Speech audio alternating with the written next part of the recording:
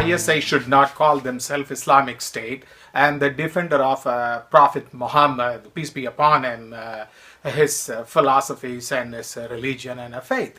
And actually, I don't know how many of you watched it.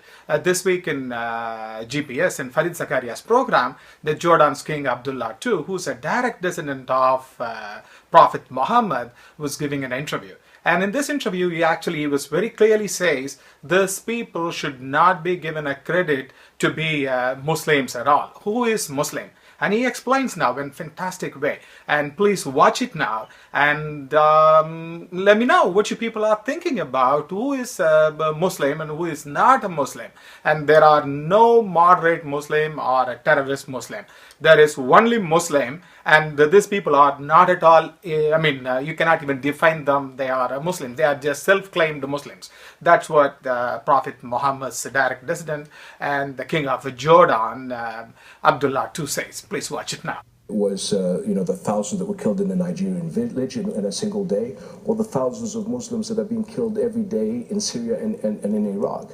So the issue of the blasphemy, if anybody understood the Prophet, may peace be upon him, and how he used to look at life, he was persecuted at the beginning of bringing Islam together, and he always forgave. There were some brutal things that happened to him, to his family, and he always forgave those around him.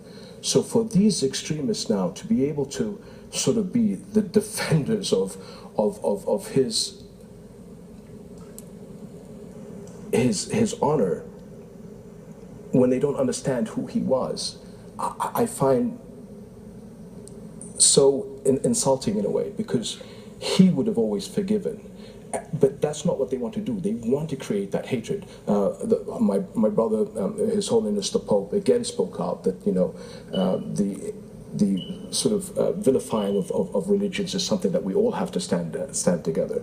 And then you see the good stories that unfortunately are not reported enough in the media. So when you look at what's happened over the past several months, when people or extremists in Sweden went and sort of painted insulting graffiti on a mosque's door in the city in Sweden, the Swedish people came out and put paper hearts on the door of that mosque. In Cologne, when Islamophobic groups went out chanting against Islam, the great cathedral of Cologne turned out its lights in protest against that.